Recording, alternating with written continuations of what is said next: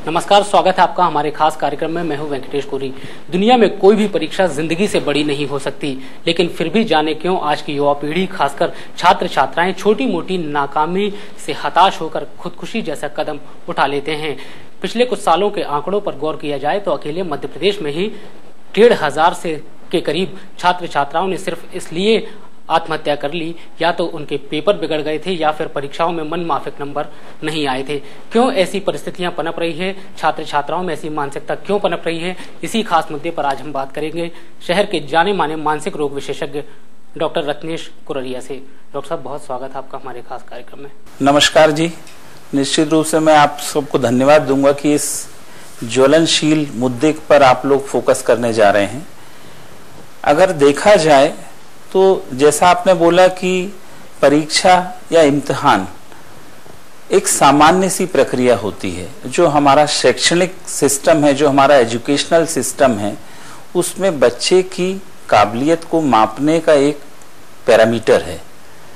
लेकिन पिछले कुछ सालों में प्रतियोगिता की भावना इतनी ज्यादा बढ़ती जा रही है। ये प्रतियोगिता की भावना आई कहाँ से? अगर हम इस मुद्दे को सोचें, सबसे पहले ये पनपती घर के अंदर से है। अगर घर में 4 बच्चे हैं और माँ बाप का ध्यान पड़ोस में या उनके सहकर्मी के बच्चे अगर कुछ ज्यादा अच्छा हासिल कर लेते हैं, तो माँ बाप भी चाहते हैं कि उनका बच्चा भी उतनी ही योग्यता से परीक्षा सफल करे या उस मुकाम पर पहुंचे। चूंकि हर व्यक्ति की क्षमताएं अलग अलग होती हैं, हर बच्चे की क्षमताएं अलग अलग होती हैं। ये जरूरी नहीं है कि घर में एक बच्चा बहुत होशियार है तो सभी बच्चे उसी समकक्ष होंगे।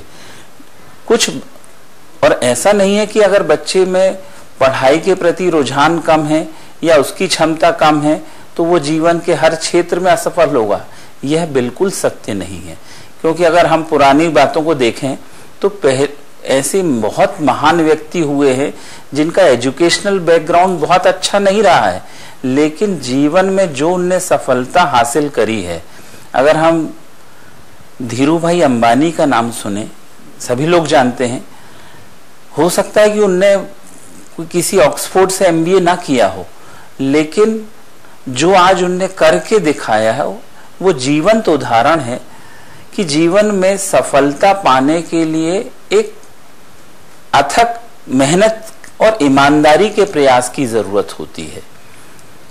तो जो माँ बाप भी अगर बच्चों से अपेक्षाएं ज्यादा करने लगते हैं तो बच्चे पर एक डायरेक्ट और इनडायरेक्ट प्रेशर पड़ता है कि उसने अगर कोई एग्जाम दिया है, उसने 10th का एग्जाम दिया है, 12th का दिया है या कोई कंपटीशन फेस कर रहा है, तो एक पहले से फिक्स कर दिया जाता है कि इसमें सफलता तो मिलना ही चाहिए। कंपटीशन है तो सिलेक्ट होना ही चाहिए। 10th 12th का एग्जाम है तो 80-90% मिलना ही चाहिए। ये माँ बाप की अपेक्षा फ्रॉम द डे 1 हो जाती है, जो कि निश्चित रूप से गलत होती है। क्यों?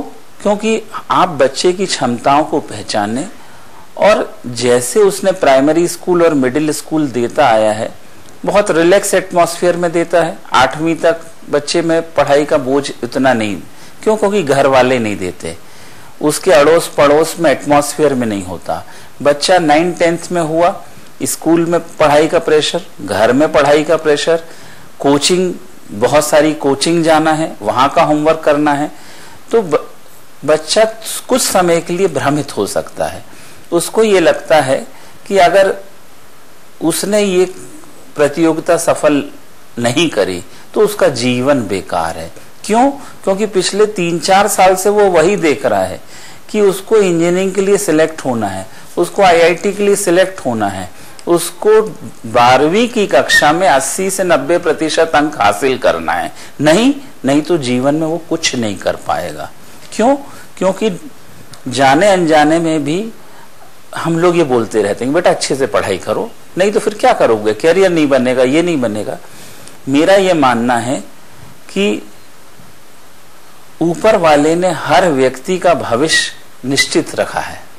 और एक जो हम एग्जाम को इतना टेंशन ले लेते हैं कि परीक्षा इतनी महत्वपूर्ण, परीक्षा महत्वपूर्ण है, लेकिन वो सिर्फ आपने साल भर क्या पढ़ा है उसका एक सामान्य सा आकलन है। और ये परीक्षा जीवन में सतत रूप से चलती रहती है। स्कूल की परीक्षा है, कॉलेज की परीक्षा है। अगर आप किसी कार्यालय में काम करते हैं तो आपका अधिकारी आपके कार्य की परीक्षा लेता रहता है।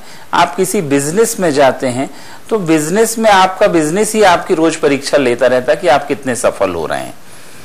या आप घरेलू एटमॉस्फेयर में रह रहे हैं तो आप अपने पारिवारिक दायित्वों को कैसे निर्वहन कर रहे हैं, यह भी एक परीक्षा है। तो बच्चे को पहले दिन से यह समझाना चाहिए कि एक परीक्षा जो है उसको इतना गंभीर मुद्दा ना समझा जाए। इसमें सफलता या असफलता से जीवन का कोई लेना देना नहीं है। इसमें आप सफल होंगे तो एक सीढ़ी चढ़ जाएंगे। अगर आपने अपने लिए जो दृष्टिकोण, जो ध्येय निश्चित किया है, अगर आप डॉक्टर बनना चाहते हैं, आप साइंटिस्ट बनना चाहते हैं, तो उसकी एक एक सीढ़ी चढ़ना पड़ेगी। और अगर आपने ये परीक्षा अच्छे अंकों से निकाली तो आप एक सीढ़ी ऊपर हो जाओगे। डॉक्टर साहब, आप लगातार बच्चों लोगों का काउंसलिंग वगैरह करते रहते हैं, उनकी मानसिक स्थिति भांपते होंगे। किन परिस्थितियों में किसी के मन में ये भाव उत्पन्न होता है कि वो आत्महत्या कर ले, अपनी जिंदगी को खत्म कर ले? क्यों ऐसी परिस्थितियां बनती है? मैंने बताया आपको कि अगर बच्चा एक सतत दबाव में रहता है, अगर 2 साल 3 साल पढ़ाई का एक दबाव है, जहां भी जाता है उसको पढ़ाई और एग्जाम की बात के अलावा कुछ नहीं होती। अगर वो किसी के यहाँ शादी की पार्टी में भी गया है तो उसके जितने परिचित मिलेंगे, बेटा कैसे हो, पढ़ाई कैसी चल रही है, तो उसको भी ये लगता रहता है कि जीवन में ये पढ़ाई और ये प्रतियोगिता इतनी महत्वपूर्ण है कि मेरे से जितने लोग पूछ रहे हैं कहीं ना कहीं वो मेरी पढ़ाई से चिंतित हैं। तो मेरा ये मानना है कि बच्चों को शिक्षा ऐसी देना चाहिए, एटमॉस्फेयर ऐसा देना चाहिए कि अगर वो खुल के भी अपनी बात बताना चाहे तो माँ बाप से शेयर कर सके। अभी कुछ ही दिनों पहले मेरे पास एक सज्जन आए थे, दंपत्ति आए थे। उनका बड़ा बेटा IIT सिलेक्ट हो चुका है और वो एक बहुत अच्छे संस्थान से अपनी पढ़ाई कर रहा है। अब चूंकि दंपत्ति दोनों वर्किंग हैं और दोनों अच्छी पोजीशन पे हैं, तो उनकी अपेक्षा उतने छोटे बेटे से भी यही हुई है। और छोटे बेटा का जो मैंने आकलन किया है उसमें कहीं से मानसिक रूप से कमजोर नहीं है, लेकिन उसका रुझान IIT या इंजीनियरिंग शिक्षा के प्रति नहीं है। अब चूंकि पारिवारिक माहौल दूषित हो रहा है, माँ बाप चाह रहे हैं कि वो बच्चा IIT में सिलेक्ट हो और उसके अनुरूप पढ़ाई करे। जहां तक मैंने आकलन किया, बच्चा बहुत बुद्धिजीवी है और उसमें बौद्धिक क्षमता में कोई कमी नहीं है, लेकिन उसका रुझान नहीं है। तो हमें कहीं ना कहीं बच्चों की चॉइस को, बच्चे के दृष्टिकोण को भी ध्यान देना पड़ेगा। हमें अपनी इच्छाएं उस पर नहीं थोपना है, स्वाभाविक रूप से उसको विकसित होने के अवसर देना है। डॉक्टर साहब, ये बात भी होती है कि पढ़ाई का बोझ काफी लादा जा रहा है हाल के दिनों में, स्कूल हो या फिर कॉलेज। शिक्षा की मौजूदा सिस्टम कितना आपको लगता है कि जो है इसमें विसंगतियां हैं, इसमें सुधार की आवश्यकता है? लगता है ऐसी स्थितियां बन? निश्चित रूप से हमारा जो एजुकेशन सिस्टम है, अगर मैं खुद बोलूं कि मेडिकल फील्ड में मैंने अगर 9 साल पढ़ाई करने के बाद मैंने 9 साल क्या पढ़ा है उसका मैं वास्तविक जीवन में कितना उपयोग कर रहा हूं, तो शायद 20% से ज्यादा नहीं है। शायद वो 80% जो पढ़ाई है वो सिर्फ एग्जाम को पास करने में ही चली गई है, जो निश्चित रूप से वहां पर कि हमें एग्जाम में अच्छे मार्क्स स्कोर करना है, इतने पेपर हैं, ये है। तो कहीं ना कहीं हमारे एजुकेशन सिस्टम को भी प्रैक्टिकल ओरिएंटेड होना चाहिए, जिसमें लोगों में काम करने की दक्षता मिले, काम करने की अपॉर्चुनिटीज मिले और उनको उतना ही फोकस किया जाए जो उनके जीवन में ज्यादा काम आए। तो जो ऐसे इंस्टीट्यूट जो ऐसी पढ़ाई कराते हैं कि जहां पर कार्य के अवसर ज्यादा होते हैं, मुझे लगता है कि वो पढ़ाई निश्चित रूप से कारगर होती है। हाल के दिनों में जो आंकड़े बता रहे हैं काफी चिंताजनक आंकड़े हैं मध्य प्रदेश के। पिछले साल के आंकड़े की अगर बात करें तो 645 बच्चों ने आत्महत्या की है असफलता को लेकर। क्या आपको लगता है कि अभिभावकों की भूमिका भी इसमें काफी रिस्पॉन्सिबिलिटी के साथ होनी चाहिए? अगर काउंसलिंग अगर करें घरेलू स्तर पर ही, अगर थोड़ा सा संबल प्रदान करें तो इन आंकड़ों में कमी लाई जा सकती है। पिछले कुछ वर्षों तक बेंगलोर जो एक बहुत मेट्रोपॉलिटन शहर है और जहां पर देश के हर कोने से आए लोग कार्य करते हैं या बच्चे लोग पढ़ाई करने जाते हैं, क्योंकि वहाँ अवसर ज़्यादा है। तो ये सुसाइड रेट बेंगलोर में पिछले कुछ सालों में ज़्यादा था, लेकिन नेशनल क्राइम ब्यूरो की रिपोर्ट के हिसाब से पिछले 2-3 साल से एमपी और स्पेशली जबलपुर में आत्महत्या के प्रकरण बढ़ रहे हैं। उसका हम ये बोलेंगे कि जबलपुर भी एक तरीके से, क्योंकि आसपास जबलपुर एक संभागीय मुख्यालय है, जबलपुर के आसपास कोई बहुत रेप्यूटेड शैक्षणिक संस्थान नहीं है, तो आसपास छोटे जिले के बच्चे जबलपुर में पढ़ाई करने हेतु आते हैं, यहाँ कोचिंग करने आते हैं और यहाँ पर इंजीनियरिंग की शिक्षा की सुविधा, मेडिकल शिक्षा, 3-3 विश्वविद्यालय हैं। तो Jabalpur is a developing educational hub की शिक्षा की सभी विधाएं यहाँ मौजूद हैं, कोचिंग संस्थान बहुत ज्यादा खुल गए हैं, तो आसपास के जो छोटे जिले के बच्चे हैं वो यहाँ पर आते हैं। फिर हो सकता है कि जो हमारी डेवलपिंग संस्कृति है वो पढ़ाई की ओर रुख ना करके अन्य चीजों में भी लिप्त हो जाते हैं। तो चूंकि अगर उनके माँ बाप ने उनको पढ़ाई के उद्देश्य से यहाँ भेजा है और वो उनकी अपेक्षा पूरी नहीं कर पा रहे हैं, स्वयं से भी कुछ अपेक्षा लेकर आते हैं, तो व्यक्ति दूसरे से तो धोखा कर सकता है, स्वयं से धोखा नहीं कर सकता है।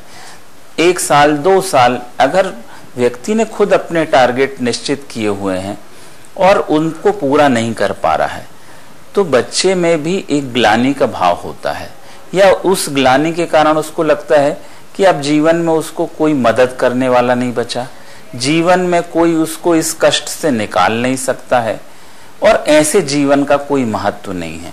तो इस तरह के जो नेगेटिव थॉट्स बच्चे के मन में आते हैं वो ज्यादा खतरनाक होते हैं और ऐसे बच्चे गलत कदम उठाने की ओर अग्रसर होते हैं। तो मेरा आप लोगों से भी एक निवेदन है कि पिछले कुछ समय से जबलपुर या जबलपुर के आसपास आत्महत्या के प्रकरण को इतना ज्यादा फोकस किया जा रहा है, टीआरपी बढ़ाने के लिए भी कुछ मीडिया कुछ ज्यादा रिपोर्ट कर रहे हैं। तो मुझे कहने में संकोच नहीं है कि आप लोगों का सहयोग बहुत आवश्यक है, लेकिन हम इसकी गहराई तक जाना चाहिए। आत्महत्या बढ़ रही है, क्यों बढ़ रहे हैं और उसको रोकने के लिए हम क्या प्रयास कर सकते हैं। अभी मध्य प्रदेश शासन ने एक बहुत अच्छा कदम उठाया है। हमारे 51 जिले में सभी जिला अस्पतालों में मन कक्ष का उद्घाटन किया गया है और वहां पर चूंकि मानसिक रोग विशेषज्ञ या मानसिक रोग चिकित्सकों की प्रदेश में बहुत कमी है, या इसके लिए हमें अन्य जो मनोवैज्ञानिक क्लिनिकल साइकोलॉजिस्ट या सोशल वर्कर की जरूरत होती है, जो कि मैन पावर हमारे मध्य प्रदेश में नहीं है। इसकी कमी को पूरा करने के लिए हर जिले से एक डॉक्टर को प्रशिक्षित किया गया है, 2 स्टाफ नर्स को काउंसलिंग की ट्रेनिंग दी गई है कि हर जिला अस्पताल में हम मानसिक रोग से संबंधित कुछ बेसिक सर्विसेज प्रोवाइड कर पाएं।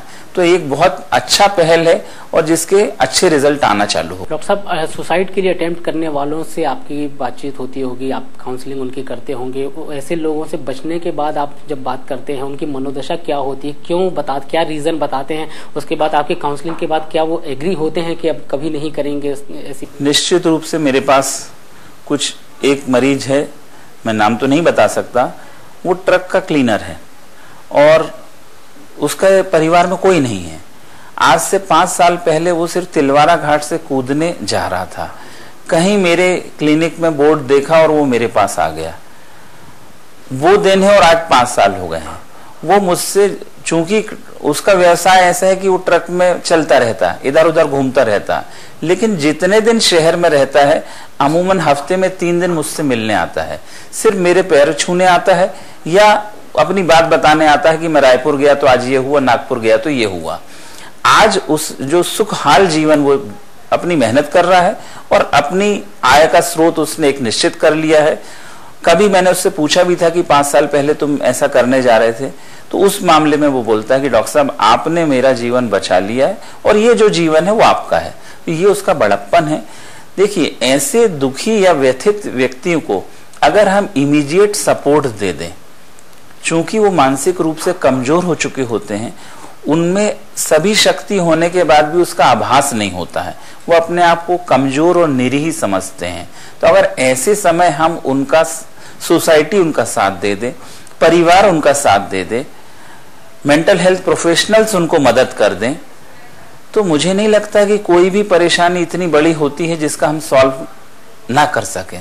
कोई अभिभावक कैसे भांप सकता है डॉक्टर साहब, अगर उनके बच्चों के मन में कोई बात ऐसी नेगेटिविटी आई है, ऐसे थॉट्स अगर आ रहे हो, कैसे भांप सकता है कि ये कोई सुझाव या कोई टिप्स आप दे पाएंगे? अगर बच्चा जो कि बहुत खुश मिजाज रहने वाला है, अगर कुछ दिनों से बड़ा अनमना सा रहने लगा है, उसकी जो दैनिक क्रियाएं हैं वो प्रभावित हो रही हैं, वो अपना पर्सनल केयर अच्छे से नहीं कर पा रहा है, गुमसुम रहता है, या अगर टीवी देखना या दोस्तों के साथ घूमना पसंद था तो धीरे धीरे उसका सोशल नेटवर्क कटने लगता है, तो ऐसा लगता है कि बच्चे में कहीं ना कहीं किसी बात को लेके कोई परेशानी है।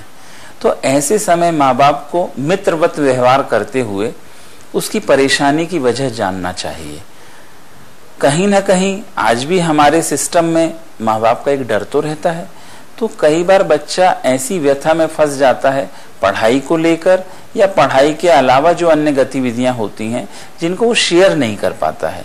जाने अनजाने में अगर कोई गलती भी हो गई है और अगर क्लोज फ्रेंड नहीं है, तो अगर उस गलती से वो निकलना भी चाहता है, उस दलदल से निकलना भी चाहता है, और अगर कोई शेयर करने वाला नहीं है तो अपने मन में वो घुटता रहता है। तो माँ बाप के लिए तो ये बहुत जरूरी है कि एक उम्र के बाद बच्चों से मित्रवत व्यवहार करें, कि जिसमें कोई संकोच ना हो, कि अगर उनने अच्छा काम किया तो उसकी शाबाशी भी मिले, और अगर कोई गलती हो गई है तो माँ बाप इतना संबल तो दें कि चलो हो गई है गलती, आगे से ये नहीं होना चाहिए।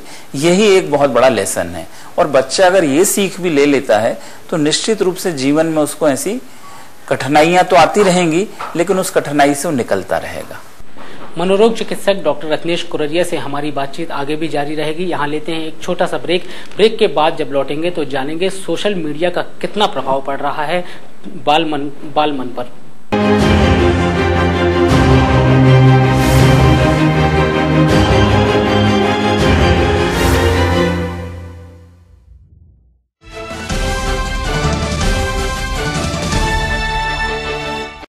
ब्रेक के बाद एक बार फिर आपका स्वागत है। डॉक्टर रत्नेश कुररिया हमारे साथ बने हुए हैं। डॉक्टर साहब, हम जानना चाहेंगे कि सोशल मीडिया का दायरा काफी तेजी से बढ़ा है, हर कोई उसकी जकड़ में है, उम्र वर्ग की तो बात ही नहीं कर सकते।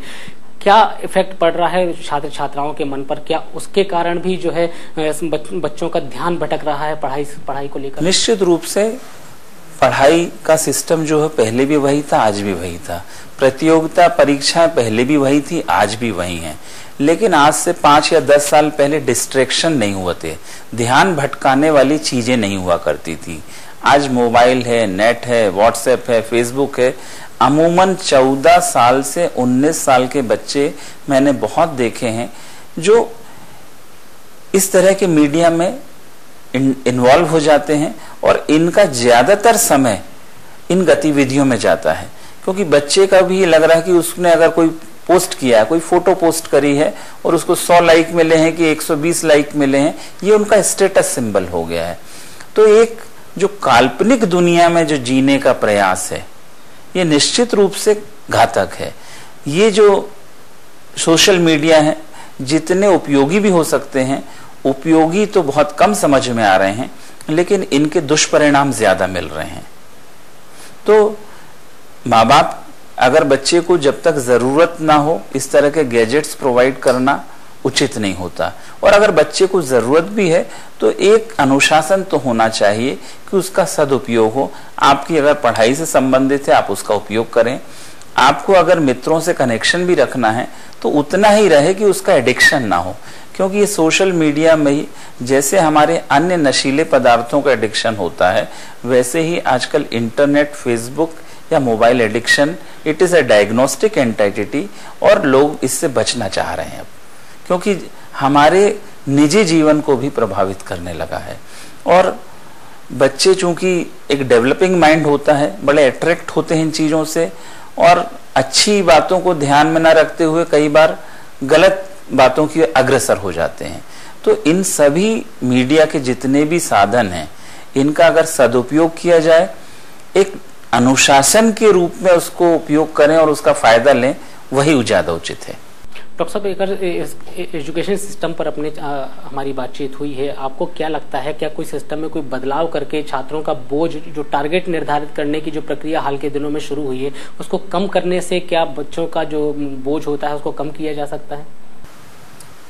नहीं, एजुकेशन सिस्टम में चाहे हमारा सेकेंडरी एजुकेशन हो चाहे कॉलेज एजुकेशन हो, तो निश्चित रूप से अगर बच्चे में वो योग्यता डेवलप करना है तो कुछ बेसिक एजुकेशन तो देना पड़ेगा। लेकिन हाँ, फिर भी अगर हमारी जो शैक्षणिक प्रणाली है स्कूल में कॉलेज में, उसमें अगर व्यापक सुधार किया जाए तो हो सकता है कि अगर स्कूल में बच्चे को पढ़ाई का उतने स्तर की मिलेगी तो वो हो सकता है कोचिंग की ओर अग्रसर ना हो, क्योंकि 6 घंटे का स्कूल हो गया, 3 घंटे की कोचिंग हो गई, 3-4 घंटे का होमवर्क हो गया, तो बच्चा 14-15 घंटा तो सिर्फ पढ़ाई में व्यस्त है, 6-7 घंटा उसको सोना है, तो उसको अन्य गतिविधियों के लिए समय नहीं मिल रहा है। आज आप देखें कि जो खेलकूद की प्रतियोगिताएं लगभग खत्म हो गई हैं। पहले बच्चे हर मोहल्ले में खेलते हुए दिखा करते थे, क्रिकेट, फुटबॉल, डंडे से हॉकी जो भी करते थे। आजकल किसी भी शहर में इस तरह की घटनाएं नहीं दिख रही हैं, बच्चे खेलते हुए नहीं दिख रहे, वो फेसबुक में ज्यादा दिखते हैं या नेट पे ज्यादा दिखते हैं। तो ये जो सिस्टम डेवलप चेंज हुआ है, इस कहीं ना कहीं हमारी जो पुरानी हकीकत थी उसको प्रिजर्व करना है। हम आधुनिकता के दौर में अब इस अंधी दौड़ में इतना ना दौड़ें कि गिर जाएं, जो कि हो रहा है। अभी एक बार फिर रिजल्ट्स का समय है, 10वीं हो चाहे हाई स्कूल हो, हायर सेकेंडरी हो, सीबीएसई और एमपी बोर्ड दोनों के लगभग जो है रिजल्ट आने वाले हैं। ऐसे में अगर किसी बच्चों के मन में कोई भाव पैदा होते हैं कि उन्हें असफलता हासिल हुई है, कोई आत्मघाती कदम उठाने के बारे में अगर सोचते हो, ऐसे ख्याल आते हो, आप उनके लिए क्या कहना चाहेंगे और उनके अभिभावकों को क्या कहेंगे? मेरा अभिभावकों से निवेदन है कि चूंकि अगर एग्जाम हो गए हैं और अब रिजल्ट का दौर चालू होगा, तो बच्चे को जितना हेल्दी एटमॉस्फेयर प्रोवाइड करें, उसके रिजल्ट के बारे में ना स्वयं चिंतित हो ना बच्चे को चिंतित होने दें। क्यों?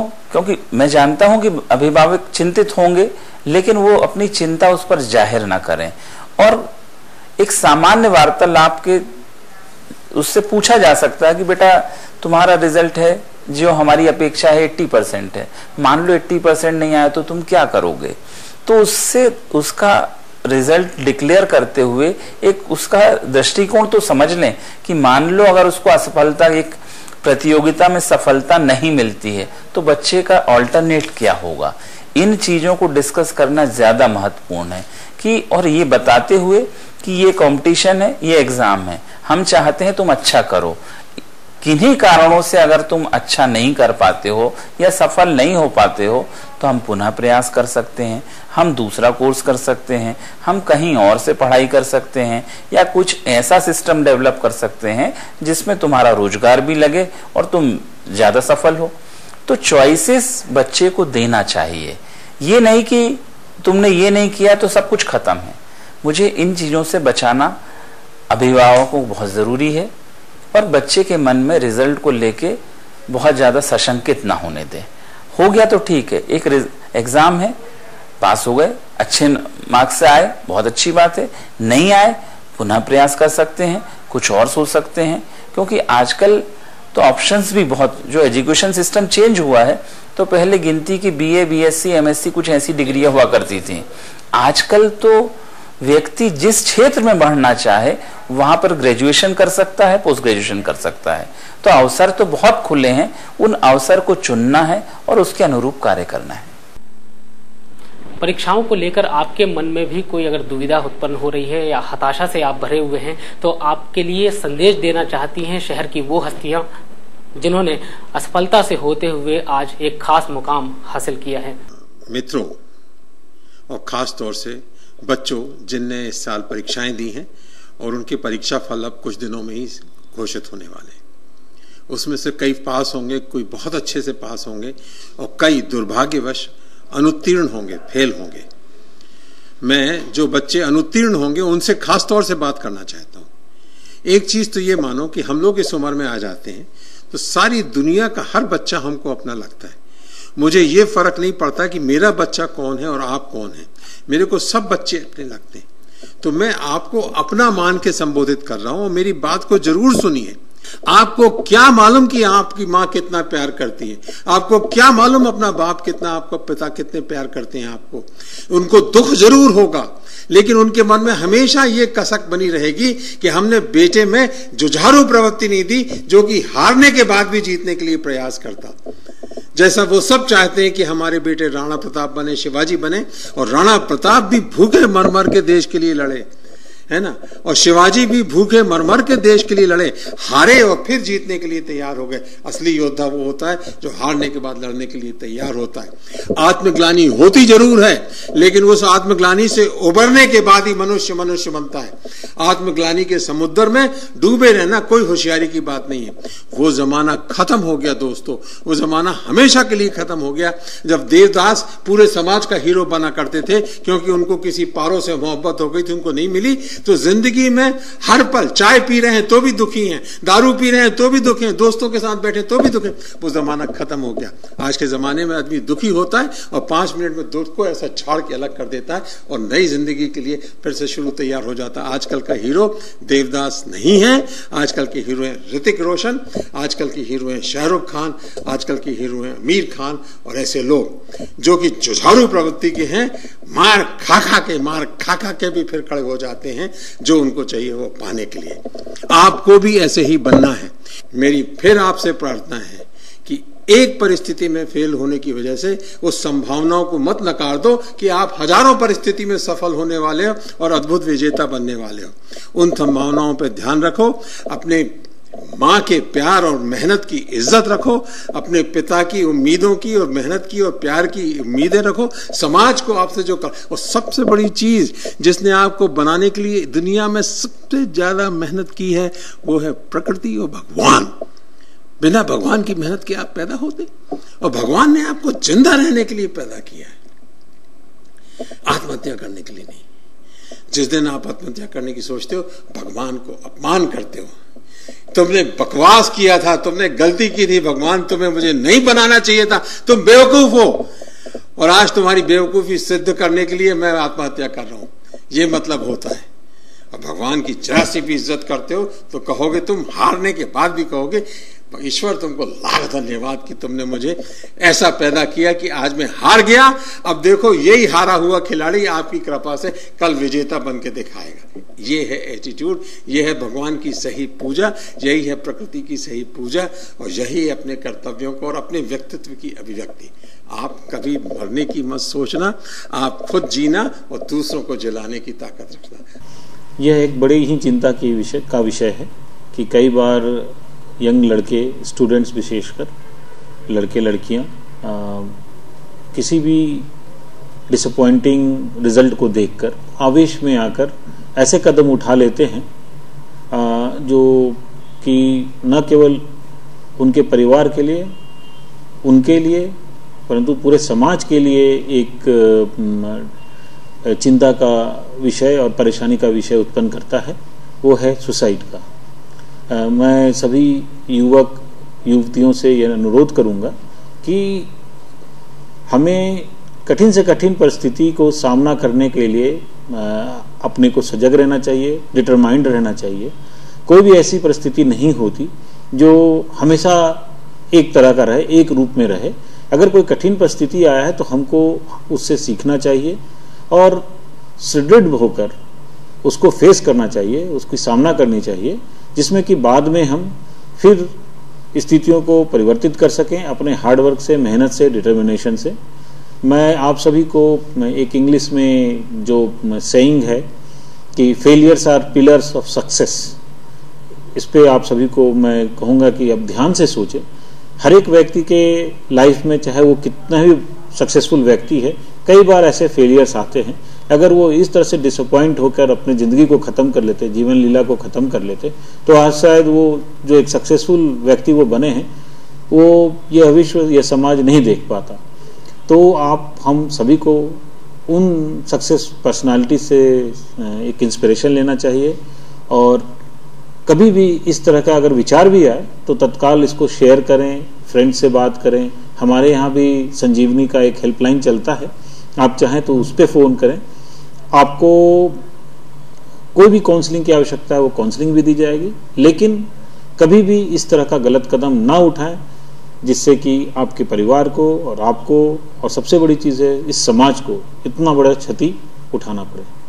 कई बार हम छोटी बड़ी चीज़ों के लिए परेशान होते हैं और कुछ समय बाद जब पीछे मुड़ के देखते हैं तो हमें हंसी आती है कि इन चीज़ों का बहुत हमारे जीवन में महत्व नहीं था और हम इमोशनल लेवल पे संवेदनशीलता के कारण कई बार और ख़ास करके कम उम्र में हमारी आदत होती है, ये एक वास्तविक अवस्था होती है युवाओं का कि वो तिल को ताड़ करके देखते हैं, हाँ राई का पहाड़ करना, ये उनकी क्षमता भी इससे उनकी बढ़ती है, कल्पनाशीलता बढ़ती है, उसके पॉजिटिव एस्पेक्ट भी है। लेकिन कई बार होता है कि छोटी बड़ी असफलता को भी वो बड़ी इतनी गंभीरता से लेते हैं और अपने सेल्फ इमेज को से जब वो मैच करता वो नहीं देखते हैं, फिर वो परेशान होते हैं और कई बार ऐसे में आत्महत्या जैसे कदम भी उठाते हैं जो कतई वांछनीय नहीं है। अगर पढ़ाई की बात करें तो पढ़ाई कैरियर बनाने का एक तरीका हो सकता है। कैरियर बहुत चीज़ों से बनता है, उसमें कम्युनिकेशन स्किल से लेके और बहुत सारे स्किल की आवश्यकता कैरियर की, और कैरियर की भी बात करें तो ये भी जीवन का एक हिस्सा है। तो पढ़ाई जीवन के एक छोटे से हिस्से, कैरियर का एक छोटा सा हिस्सा पढ़ाई है। तो एक छोटे से हिस्से के लिए पूरे जीवन को दांव पे लगाना, ये किसी भी दृष्टि से हम आकलन करें तो उचित नहीं है। दूसरी तरीके से भी जो भी असफलताएं हैं वो हमें तैयार करती है सफलता के लिए, और मैंने अपने जीवन में हमेशा पाया है कि जितनी हमें असफलताएं मिली है उतना हम ट्रेंड हुए हैं, उतना हम प्रशिक्षित हुए हैं आगे की सफलता के लिए और अपने को बेहतर करने के लिए, अपने को रिफाइन रिफ्रेश करने के लिए, अपने को मजबूत करने के लिए। और हर बुरे परिस्थिति के बाद हमारी जो सबसे बड़ी आवश्यकता है कि हम संघर्ष करने के लिए फिर क्या उठ के खड़े हुए। हम तब तक नहीं हारते हैं जब तक हम हार मान न लें। गिरने से, चोट खाने से, असफल होने से हम हारते नहीं हैं। हम तब बॉक्सर की हार तब होती है जब वो उठने से इनकार कर दे। उसी तरह हारना किसी एक छोटे पहलू को लेके अपने को हारा हुआ मान लेना यह कतई मुनासिब नहीं है। हमारे पास जब जीतने के लिए असंख्य संभावनाएं हैं, हर दिन आदमी के पास नई संभावनाएं, नए अपॉर्चुनिटी, नए अवसर आते हैं, उसे इनकैश करने की आवश्यकता है।